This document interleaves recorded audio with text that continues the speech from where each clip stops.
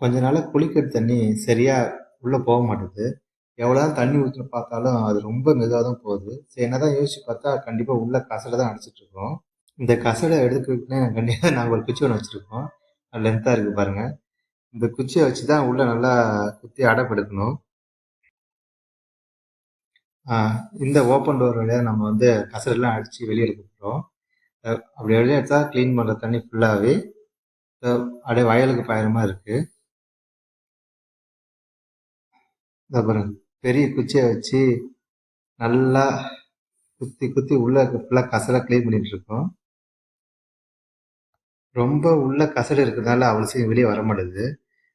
நாங்களும் முடிஞ்ச அளவுக்கு நல்லா குச்சிய வச்சு நல்லா குத்தி நல்லா கிளியர் பண்ணிட்டு இருக்கோம். நல்லா முடிஞ்ச அளவுக்கு எவ்வளோ முடியுமோ அந்த அளவுக்கு நல்லா குத்தி கிளியர் பண்ணும்போது, உள்ள இருந்து ஒரு மாரி கசடு டப்புன்னு வந்து வெளிய வந்து விழுது பாருங்க. இந்த கசடு தான். இது என்னன்னு பார்த்தா குளிக்கிற முடி தான். குளிக்கிற முடி ஃபுல்லா அடியில தங்கிட்டு தண்ணி வெளிய போக அடிச்சுட்டு தண்ணி வெளிய போகாம தடுத்துட்டு இருந்தது. இப்ப நல்லா அடிச்சு எடுத்தோனே நல்லா கிளியர் ஆயிடுச்சு. ஃபைனலா பாருங்க, தண்ணி எவ்வளோ நல்லா ஃப்ரீயா ஊத்துது பாருங்க.